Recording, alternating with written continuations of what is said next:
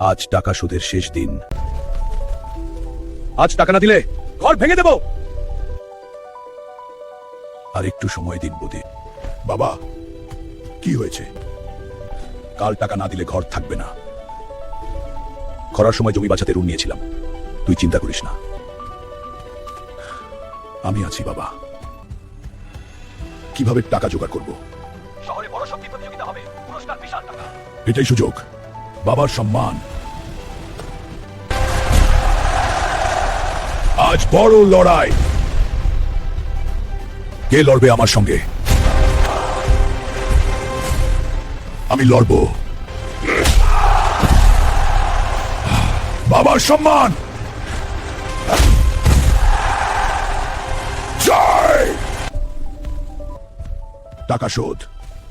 আমরা হারিনি বাবা।